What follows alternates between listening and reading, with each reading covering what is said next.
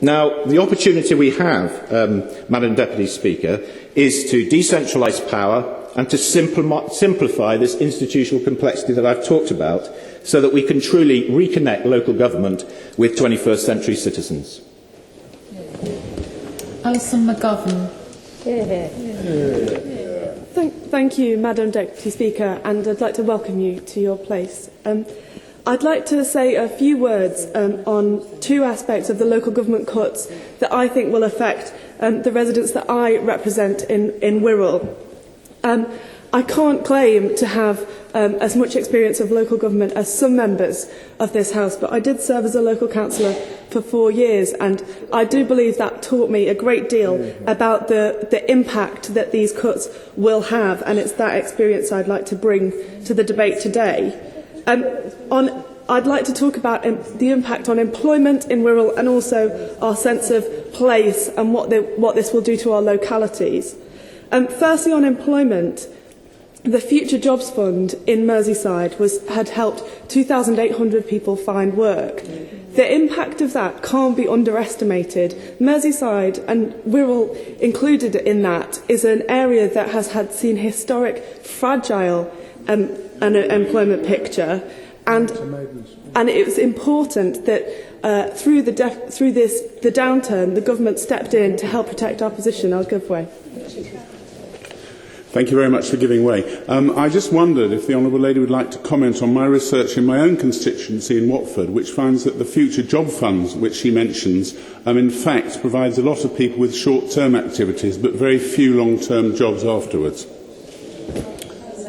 I would, and I thank the member for his intervention. I would like to comment on that. I think it's too early to say, but I'd like to comment from my own experience at having met people, young people especially, who'd gained work through the Future Jobs Fund. What they told me was that this was vital to keep their CV consistent over time, so that even whether or not it was short-term, whether or not it was the sector they wanted to go into eventually, it gave them good work-based experience that could go on their CV, and once we come out of the downturn, would help them find work in a different sector or in some other place. But that continuity of employment, I can't emphasise enough, in a place like Wirral, in Merseyside, in the northwest, was so important that the government stepped in and helped protect our employment picture. And I'll say more about why in a moment.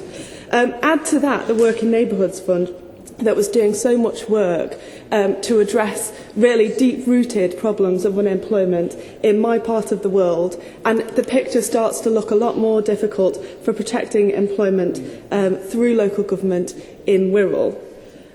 In a wider way, we've had the impact of regional development agencies being abolished in the emergency budget, as it says. And I think it's interesting to note at this point that the government has seemed to be somewhat all over the shop over regional development agencies. The Minister might like to comment at some point about the comments that have been made about listening to local business, or perhaps listening to local authorities, or perhaps listening to, I don't know, local members of parliament or something about the importance of regional development agencies. But it says it there in the budget, abolished. It's caused great difficulties in my area. And finally, I'd like to comment on employment, that the local authority serving my residents in Wirral was doing very important work on apprenticeships. Now, the government have said that they're very keen on supporting apprenticeships going forward. That's fantastic. We all agree. Brilliant. Let's get on with it. But I don't see how these cuts to local government are going to help Wirral, where we were at the forefront of providing the Wirral apprenticeship scheme that had worked alongside the private sector to increase the number of apprenticeships. I can only think that these cuts are going to cast a shadow of difficulties over the local authority officers who were working on that very programme. And it's my belief that these cuts won't actually help reduce the deficit over the economic cycle. I think they'll help put people on the dole, and that will increase the burden on the state. I think that's incredibly unfortunate. Oh yes, I will, of course. Would my honourable friend also agree that there's a misapprehension being peddled that somehow if you cut in the public sector, it has no effect at all on the private sector? Isn't it the case that in local government, for example, in the North East, where cuts of 16 billion are being taken out of the County of Durham, that will directly affect not only suppliers to the County Council, but future building projects. Thank you, Madam Deputy Speaker. I couldn't agree more. And if members in the government don't agree with me and the honourable member, then they're welcome to come and meet any of my constituents who run small businesses who've been helped by Invest Wirral, who've been helped by the Regional Development Agency, who've got apprentices through the Wirral Apprenticeship Scheme, and ask what their view is of working with a local authority and what their view is working alongside the public sector. So you've got the public and private sector working together to address unemployment. That's the reality that we've seen over the past 13 years. The honourable lady, before we give way, well, what should we cut then? Well, now I'm really glad for that intervention, Madam Deputy Speaker. I'm really glad because I think there's been a misapprehension somehow that Labour in government didn't have plans, Labour never set out a thing. That's all very convenient, but actually it's in our March budget. There's lots of discussion about efficiencies and what we might have done with the future of the Future Jobs Fund and the future of the Working Neighbourhoods Fund and how we might have looked at those funding programmes. And I think that's an important question. All the detail is there in the March budget. But actually, my problem with these cuts is not that we have to make cuts, it's not that we have to reduce the deficit, it's the timing. That's the problem. But to make a bit of progress, Madam Deputy Speaker, I want to talk about place shaping and the things that make Wirral a great place to live. I've talked in this House before about the importance of sport and arts and culture to who we are in Wirral. And actually, the cut of the free swimming programme won't help the Oval Sports Centre be successful in my constituency. The cut on free school meals won't help Grove Street Primary School do its great work on increasing food sustainability and nutrition.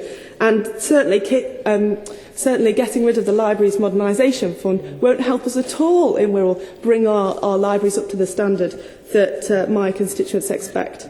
Now, these cuts, of course, could help reduce the deficit. I don't disagree with that at all. And, there are things and efficiencies we might need to look at.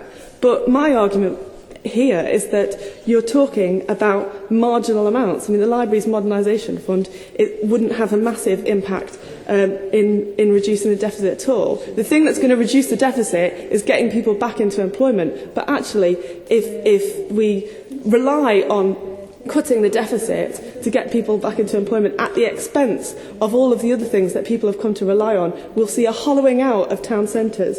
We'll see a retreat of government from supporting people in the things that they want to do in their lives. And I just don't think that would be worth it. So the impact both on employment and the things that we hold dear in our communities, I think will be grave in Wirral.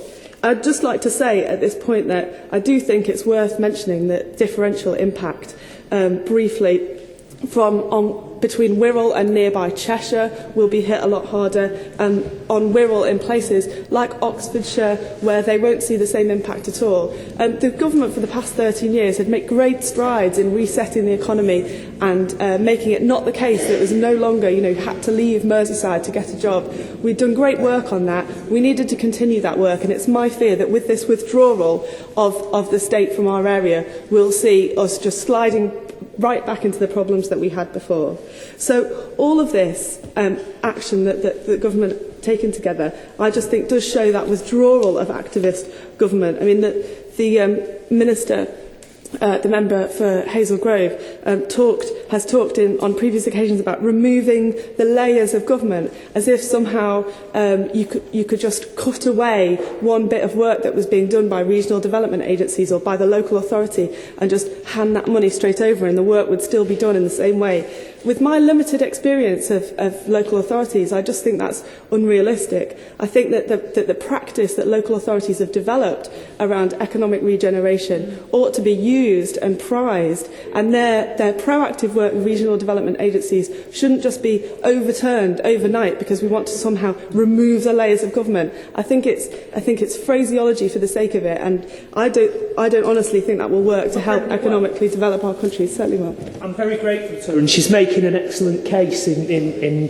respect of regional development agencies. One of the important roles of RDAs was to put in place regional programmes of investment for things like major transport schemes. How does she think a region like the North West would be able to put together a major programme of transport improvements if it's down to individual local authorities from Cumbria down to Crewe? It wouldn't. It wouldn't. In response to my honourable friend's intervention, it wouldn't. I mean, one of the problems with Wirral, compared to, like, say, the southeast of England, is our travel to work distance and the connectivity that we frankly don't have to centres of employment in Manchester, Warrington and North Wales coast, for example. And the RDA was doing fantastic work in addressing that connectivity. And that's where the local authority worked hand in glove with them. And this is entirely my point, that I don't think the government fully understands the practice that was going on in local authorities up to this point. I'd just like to conclude that I think what I've said reveals essentially three ideologies that are going on in the government that are driving these cuts. Firstly, that less government is better. Now, that's okay. The members opposite might say, yes, of course, less government is better. I don't think that. I think, if you'll forgive me a truism, better government is better. I don't think this is the time for the state to withdraw entirely at all. I think it also shows that they think that pure deficit reduction is all that matters. This will drive growth in itself if we can reduce the deficit and somehow demonstrate to the city or the markets that we're being tough enough on our deficit. I'm not sure that there's actually evidence for that, and as somebody who very much believes in evidence-based policy, I would like to see more evidence of that before I take that to heart. Well, for the Honourable Lady for giving way, she asked for evidence. There is a report from Goldman Sachs that looks at every fiscal correction in the major world economy since 1975, which shows that those that are based on reductions in spending work and actually boost growth. They had their snouts in the trough as well. I always look carefully at these sorts of reports coming from the likes of Goldman Sachs and PwC and others. One thing that being a local councillor taught me was never believe what the consultants say at first glance, but I'll certainly look into the report the honourable gentleman mentioned. I have an open mind. But finally, I'd like to say that there does seem to be this view from the government that they want to believe that there is no alternative. I've mentioned it already. Labour's budget in March did detail much that we might do to find efficiencies and talked about many of the things that we've heard from the government.